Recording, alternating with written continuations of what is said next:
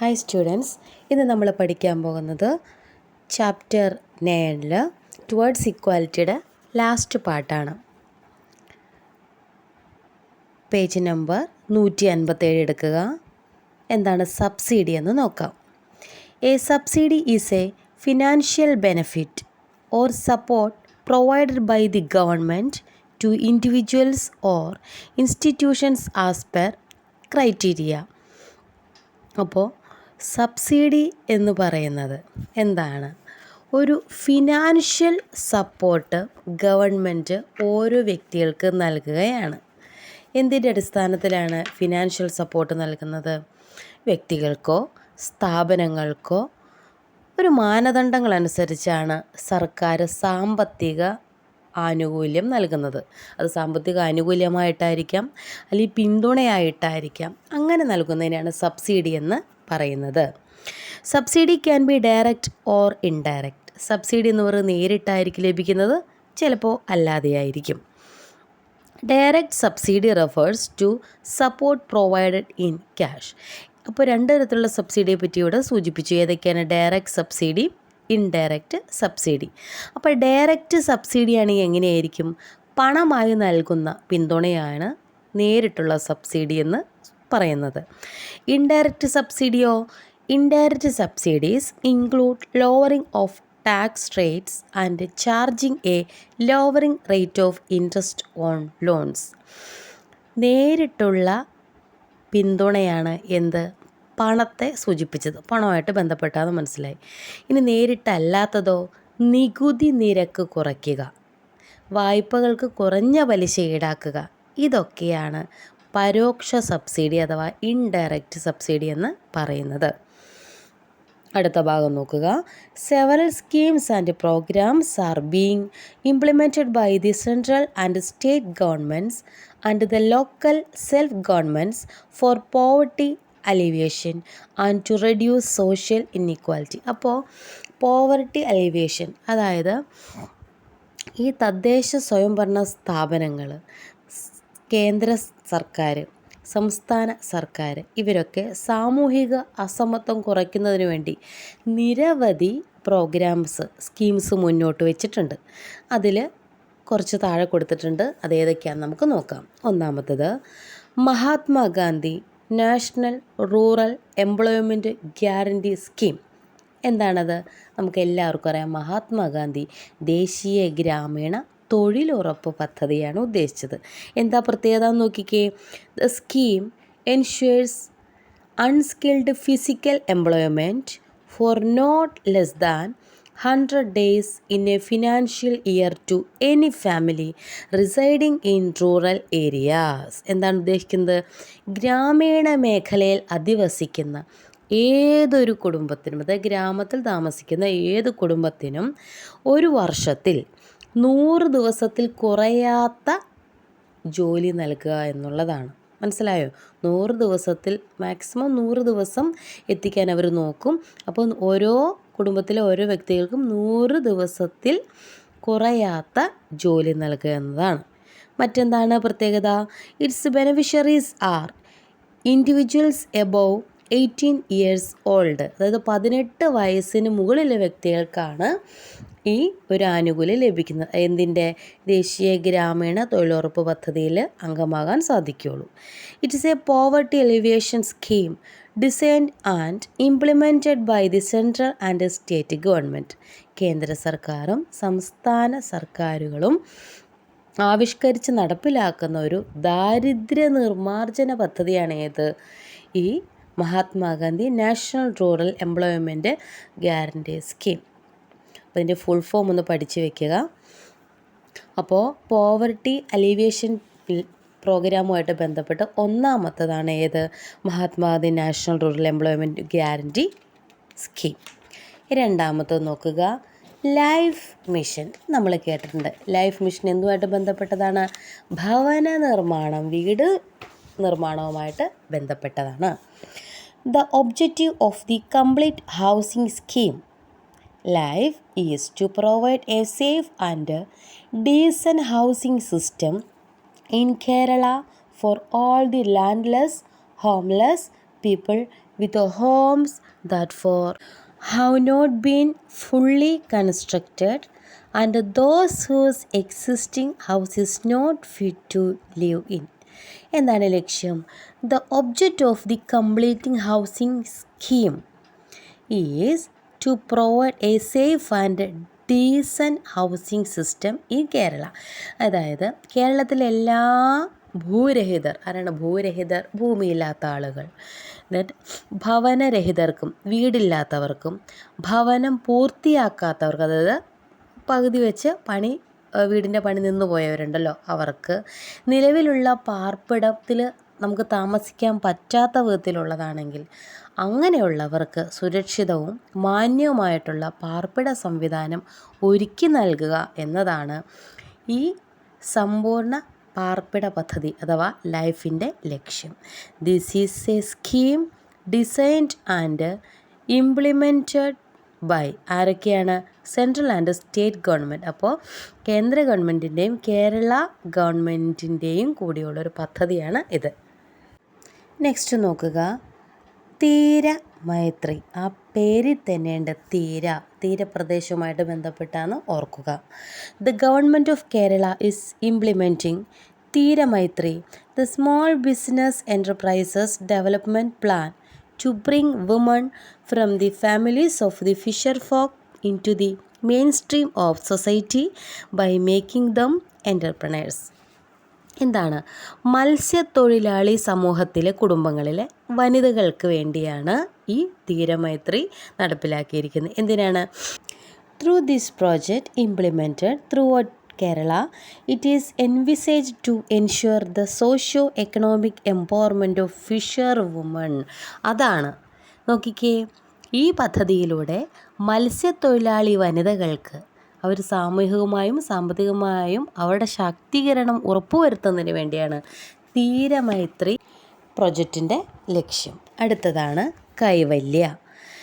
This is a rehabilitation scheme implemented by the government of Kerala for the differently able job seekers. ആ പേരിൽ തന്നെയുണ്ട് എന്താണ്? കൈവല്യ. ഭിന്നശേഷിയുള്ള ഉദ്യോഗാർത്ഥികൾക്ക് വേണ്ടിയാണ്. അവർക്ക് വേണ്ടി കേരള സർക്കാർ നടപ്പിലാക്കുന്ന പുനരധിവാസ പദ്ധതിയാണ് ഇത്. എന്താണ് ഇതിൻ്റെ objectives? The objectives of this project consist of equality of opportunity and social inclusion. നോക്കിക്കേ, അവർക്ക് തുല്യമായ അവസരം ലഭിക്കണം, അതുപോലെ തന്നെ അവർക്ക് സാമൂഹിക ഉൾച്ചേർക്കൽ ഉണ്ടാക്കുക, അതായത് സമൂഹത്തിൽ അവരെയും കൂടി എത്തിച്ച് മറ്റുള്ളവരുമായി ഇടപഴകിക്കൊണ്ട് അവരെയും മുന്നോട്ട് കൊണ്ടുപോവുക എന്ന ലക്ഷ്യത്തോടെയാണ് കൈവല്യ പദ്ധതി കൊണ്ടുവന്നിരിക്കുന്നത്. ദെൻ വിദ്യാവാഹിനി. എന്താണ് വിദ്യാവാഹിനി? വിദ്യ അല്ലേ, വാഹിനി വഹിക്കുക. എന്താണെന്ന് നോക്കിക്കേ, Vidyavahini is a project to provide transportation facilities for tribal students to go to school. എന്താണ്? ഗോത്ര സമൂഹ വിഭാഗത്തിലെ വിദ്യാർത്ഥികൾക്ക് സ്കൂളിൽ പോയി വരാൻ വാഹന സൗകര്യം ഒരുക്കുന്ന പദ്ധതിയാണ് വിദ്യാവാഹിനി. എന്താണ് വിദ്യാവാഹിനി എന്ന് പറഞ്ഞാൽ? ഈ ഗോത്ര സമൂഹത്തിൽ കുട്ടികൾ, ട്രൈബ്സ് പോലെയുള്ള ട്രൈബൽ സ്റ്റുഡൻസിന് എന്താണ്, അവർക്ക് ആ ട്രൈബൽ ഏരിയയിൽ നിന്ന് സ്കൂളിലേക്ക് എത്താനുള്ള വാഹന സൗകര്യം ഉണ്ടാക്കി കൊടുക്കുക എന്നാണ് പ്രധാനപ്പെട്ട ലക്ഷ്യം.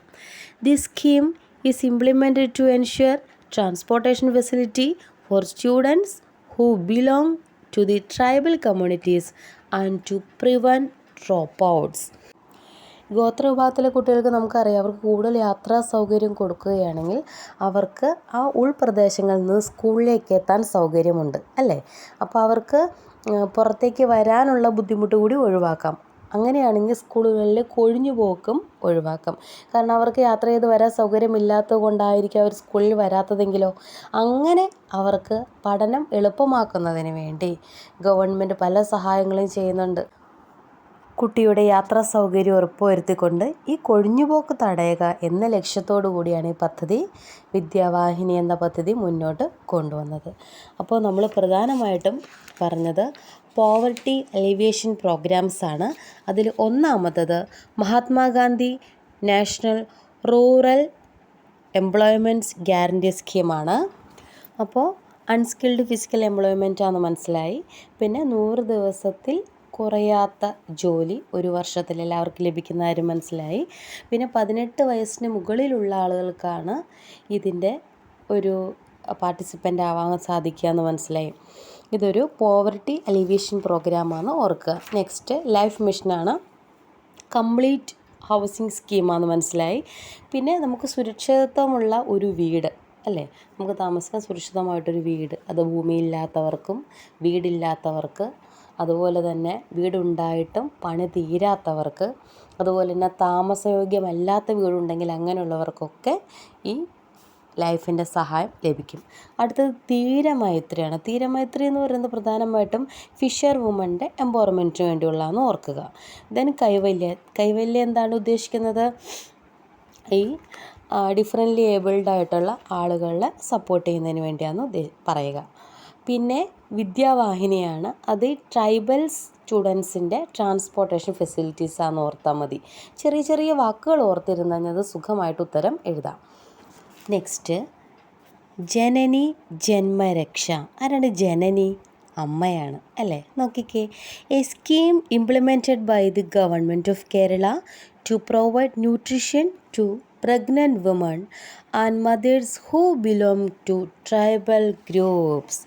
ജനനി ജന്മരക്ഷ ഗോത്ര വിഭാഗത്തിൽപ്പെട്ട ഗർഭിണികൾക്കും അമ്മമാർക്കും പോഷകാഹാരം ലഭിക്കുന്നതിന് വേണ്ടി കേരള സർക്കാർ നടപ്പിലാക്കുന്ന പദ്ധതിയാണ് ജനനി ജന്മരക്ഷ. അപ്പോൾ ജനനി എന്ന് കേട്ട് കഴിഞ്ഞാൽ ഓർത്തോളം അമ്മയുമായി ബന്ധപ്പെട്ടതാണ്.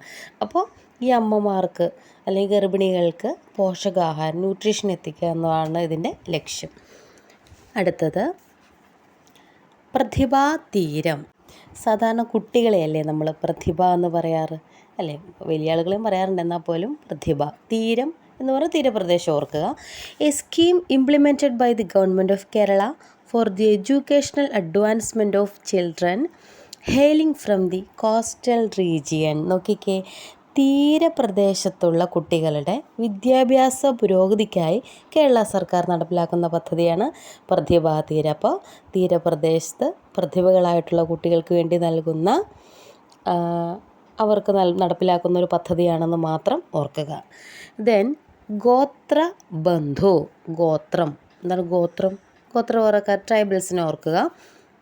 A scheme by the government of Kerala to appoint qualified persons from the tribal communities with ample knowledge of both tribal language and Malayalam as teachers in primary schools to achieve the objectives of solving the language issues of tribal students and to prevent dropouts. നമുക്കറിയാം, ഈ ഗോത്രവിഭാഗത്തിൽ ആദ്യമായിട്ട് primary എഡ്യൂക്കേഷനിൽ ചെല്ലുന്ന കുട്ടികൾ, അതായത് ഏകദേശം 1ാം class മുതൽ 4ാം class വരെയുള്ള കുട്ടികൾ, അവർക്ക് നമുക്ക് സാധാരണ ആളുകൾ പറയുന്ന കാര്യങ്ങൾ പെട്ടെന്നത് ക്യാച്ച് ചെയ്തെടുക്കണമെന്നില്ല. അവരുടെ ഭാഷയിൽ ചെറിയ വ്യത്യാസങ്ങളുണ്ടാകാം. അപ്പോൾ അവർ ക്യാച്ച് ചെയ്തെടുക്കാൻ ബുദ്ധിമുട്ടായിരിക്കും. അപ്പോൾ ഗവൺമെൻറ് എന്ത് ചെയ്യും? അങ്ങനെയുള്ള നോക്കിക്കേ, ഗോത്രവിഭാഗത്തിൽപ്പെട്ട വിദ്യാർത്ഥികൾക്ക് ഒരു ഭാഷാ പ്രശ്നമുണ്ട്. അപ്പോൾ അവരുടെ ഭാഷാ പ്രശ്നം പരിഹരിക്കുന്നതിന് വേണ്ടി അവരെന്ത് ചെയ്യും? ഗോത്രഭാഷയും അറിയണം, എന്നാൽ മലയാളവും നന്നായിട്ട് അറിയണം. അങ്ങനെയുള്ള ഗോത്രവിഭാഗക്കാരിൽ തന്നെ മിടുക്കരായ ആളുകളുണ്ടാവും. അങ്ങനെയുള്ളവരെ പ്രൈമറി സ്കൂളുകളിൽ അധ്യാപകരായിട്ട് നിയമിക്കും. അതായത് ഈ ട്രൈബൽസിൻ്റെ ഇടയിൽ തന്നെ അവരുടെ ട്രൈബൽ ഭാഷയും നന്നായിട്ട് കൈകാര്യം ചെയ്യാവുന്ന ആളുകളും അതോടൊപ്പം തന്നെ മലയാളവും നന്നായിട്ട് കൈകാര്യം ചെയ്യാൻ അറിയാവുന്ന നല്ല വിദ്യാഭ്യാസമുള്ള ആളുകളുണ്ടാവും. അവരെ പ്രൈമറി സ്കൂളുകളിൽ അധ്യാപകരായിട്ട് നിയമിക്കും. അപ്പോൾ കുട്ടികൾക്ക് കാര്യങ്ങൾ അവരുടെ ഭാഷയിലും അതുപോലെ തന്നെ മലയാളത്തിലും ഇവിടെ പറഞ്ഞു കൊടുക്കാൻ എളുപ്പമാണ്. അത്രയും ഉദ്ദേശിക്കുന്നുള്ളൂ. അപ്പോൾ കുട്ടികൾക്ക് സ്കൂളിനോടോ ഒരു പേടി വേണ്ട. അതുപോലെ തന്നെ ഞങ്ങൾക്ക് അവർ പറഞ്ഞിട്ട് മനസ്സിലാവുന്നില്ലല്ലോ, ടീച്ചേഴ്സ് പറഞ്ഞിട്ട് മനസ്സിലാവുന്നില്ലല്ലോ, എങ്ങനെ പഠിക്കും എന്നുള്ള ടെൻഷനൊന്നും വേണ്ട. 4ാം ക്ലാസ് ആകുമ്പോഴേക്കും ഇവർ മലയാളവും നന്നായിട്ട് പറയാൻ അവർക്ക് സാധിക്കും. അവരുടെ ഭാഷയിലും കാര്യങ്ങൾ മനസ്സിലാക്കാൻ സാധിക്കും. അതോടൊപ്പം തന്നെ കൊഴിഞ്ഞു പോക്ക് ഒഴിവാക്കാനും ഇതുകൊണ്ട് സാധിക്കും. അപ്പോൾ നമ്മൾ ലാസ്റ്റായിട്ട് എന്താ ചർച്ച ചെയ്ത്? ജനനി ജന്മരക്ഷ. എന്താ ജനനി ജന്മരക്ഷ എന്നാണ് പറഞ്ഞത്? ഗോത്രവിഭാഗത്തിൽപ്പെട്ട ഗർഭിണികൾക്കും അമ്മമാർക്കും ന്യൂട്രീഷൻ ഫുഡിൻ്റെ കാര്യവുമായിട്ട് ബന്ധപ്പെട്ടതാണ്. അടുത്തതാണ് പ്രതിഭാ തീരം എന്താണത്? ഈ ഗവൺമെൻറ് ഓഫ് കേരള തന്നെ ഈ കോസ്റ്റൽ ഏരിയയിലുള്ള കുട്ടികൾക്ക് നൽകുന്ന എഡ്യൂക്കേഷണൽ അഡ്വാൻസ്മെൻറ്റ് ആണ് ഓർക്കുക. അടുത്തതാണ് ഗോത്രബന്ധു. ഗോത്രബന്ധു എന്ന് പറഞ്ഞാൽ പ്രൈമറി സ്കൂളുകളിൽ ഗോത്രവിഭാഗക്കാരെ തന്നെ അധ്യാപകരായിട്ട് നിയമിക്കുക. ഇതെന്തിനൊക്കെ സഹായിക്കുന്ന പറഞ്ഞ് ഈ പ്രൈമറി കുട്ടികളുടെ ലാംഗ്വേജ് പ്രോബ്ലം അതുപോലെ തന്നെ സ്കൂളിൽ നിന്ന് കുട്ടികൾ കൊഴിഞ്ഞു പോകുന്നത് കുറയാനും സാധിക്കും. നെക്സ്റ്റ് പേജ് എടുക്ക്. Page number 159. Complete the table given below. ഏതൊക്കെ പ്രൊജക്ട്സിനെ പറ്റിയാണ് നോക്കുന്നത്, അതിൻ്റെ ബെനിഫിഷ്യറീസ് എന്തൊക്കെയാണ്, അതിൻ്റെ ഫീച്ചേഴ്സ് എന്തൊക്കെയാണ്. ഒന്നാമത്തത് Mahatma Gandhi national rural employment guarantee scheme. എന്താണ് അതിൻ്റെ പ്രത്യേകത എന്ന് പറഞ്ഞത്? The scheme ensures unskilled physical employment for not less than 100 days in a financial year. അതാണ് അവിടെ വരുന്നത്. ഇനി അടുത്തത് ലൈഫ് മിഷൻ. ലൈഫ് മിഷനിൽ എന്താണ് പ്രത്യേകത? ലൈഫ് മിഷൻ എന്ന് പറയുന്നത് objective of the completing housing scheme is to provide a safe and decent housing system. Feature എന്താണ്? പ്രൊവൈഡിങ് ഹൗസ് ആണ്. അടുത്തത് വിദ്യാവാഹിനി. എന്താണ് വിദ്യാവാഹിനിയുടെ പ്രത്യേകത? To provide transportation facilities for tribal students. അതാണ് അവിടെ എഴുതേണ്ടത്. ഇതിൻ്റെ ഫീച്ചറായിട്ട് പറയുന്നത് it helps to prevent dropouts. Next നോക്കുക, തീരമൈത്രി. എന്താണ് തീരമൈത്രി എന്ന് ഉദ്ദേശിക്കുന്നത്? ബെനിഫിഷ്യറീസ് ആർക്കാണ്? ഫിഷർ വുമൺ ആണ്. എന്താണ് ഉദ്ദേശിക്കുന്നത്? അവരുടെ എംപവർമെൻറ്റ് ഓഫ് ഫിഷർ വുമൺ ആണ് കേട്ടോ. Socio economic empowerment of fisher woman. Next Kaivalya. Kaivalya ആർക്ക് വേണ്ടിയിട്ടുള്ളതാണ്? കൈവല്യ പ്രധാനമായിട്ടും ഡിഫറെൻ്റ്ലി ഏബിൾഡിന് വേണ്ടിയുള്ളതാണ്. അപ്പോൾ ഫീച്ചർ എന്താണ്? എൻ്റെ ഫീച്ചേഴ്സായിട്ട് പറയുന്നത് equality of opportunity. We have discussed how the economic, educational, geographical and historical factors led to social inequality. നമ്മൾ ഈ ചാപ്റ്ററിൽ പഠിച്ചത് എങ്ങനെയാണ് സാമൂഹികമായും സാമ്പത്തികമായും വിദ്യാഭ്യാസപരമായും ഒക്കെ എങ്ങനെയാണ് സാമൂഹിക അസമത്വത്തിന് എന്തൊക്കെ കാരണമാകുന്നു എന്നുള്ളത്. Such inequalities also create obstacles to social progress. സമൂഹത്തിൽ സാമൂഹിക പുരോഗതി ഉണ്ടാകുന്നതിന് അല്ലെങ്കിൽ അത് ഉണ്ടാക്കിയെടുക്കുന്നതിന് തടസ്സം സൃഷ്ടിക്കുകയാണ് എന്ത് ചെയ്യുന്നത്? ഈ ഒരു അസമത്വങ്ങൾ എല്ലാം. Central and state governments have been devising and implementing various schemes to ensure social progress and equality guaranteed by the constitution. അപ്പോൾ ഭരണഘടന എല്ലാ പൗരന്മാർക്കും ഉറപ്പ് നൽകുന്ന തുല്യതയിലേക്ക് എല്ലാ മനുഷ്യരെയും നമുക്ക് എത്തിക്കണം അല്ലേ? അതുകൊണ്ട് തന്നെ കേന്ദ്ര സർക്കാരും സംസ്ഥാന സർക്കാരും കൂടി ഒത്തിരി പദ്ധതികൾ ആവിഷ്കരിച്ച് നടപ്പിലാക്കി വരുന്നുണ്ട്. All human beings should have the opportunity to meet their basic needs and live independently. എല്ലാ മനുഷ്യരും തുല്യരാണ് അല്ലേ? അപ്പോൾ അതുകൊണ്ട് തന്നെ എല്ലാവർക്കും അടിസ്ഥാന ആവശ്യങ്ങൾ നിറവേറ്റാനും എല്ലാവർക്കും സ്വതന്ത്രമായി ജീവിക്കാനുമുള്ള അവകാശവും ഉണ്ടാകണം. We need to intervene in society by recognising that all human beings are equal and realise the need to bring together those who face inequality. അതായത് എല്ലാ മനുഷ്യരും തുല്യരാണെന്ന ഒരു ബോധം നമുക്ക് ഇനിയും തിരിച്ചറിയേണ്ടിയിരിക്കുന്നു അല്ലേ? അസമത്വം നേരിടുന്ന ജനവിഭാഗങ്ങൾ നമ്മൾ ചേർത്ത് നിർത്തുകയും വേണം. അതിൻ്റെയൊക്കെ ആവശ്യകത ബോധ്യപ്പെട്ടുകൊണ്ട് നമ്മൾ തന്നെ സമൂഹത്തിൽ ഇടപെടേണ്ടതുണ്ട്. അങ്ങനെ ആയാൽ മാത്രമേ സോഷ്യൽ ഇൻഇക്വാലിറ്റിയെ തുടച്ചു നീക്കി സോഷ്യൽ ഇക്വാലിറ്റി കൊണ്ടുവരാൻ പറ്റുകയുള്ളൂ, എക്കണോമിക് ഇക്വാലിറ്റി കൊണ്ടുവരാൻ പറ്റുള്ളൂ, എഡ്യൂക്കേഷണൽ ഇക്വാലിറ്റി കൊണ്ടുവരാൻ പറ്റുള്ളൂ. അപ്പോൾ നമ്മുടെ 9ാമത്തെ ചാപ്റ്റർ കഴിഞ്ഞു. ക്ലാസ് എല്ലാവർക്കും ഇഷ്ടമായെന്ന് തന്നെ ഞാൻ വിചാരിക്കുന്നു. ക്ലാസ് ഇഷ്ടപ്പെട്ടാൽ സബ്സ്ക്രൈബ് ചെയ്യുക, ലൈക്ക് ചെയ്യുക. Thank you very much.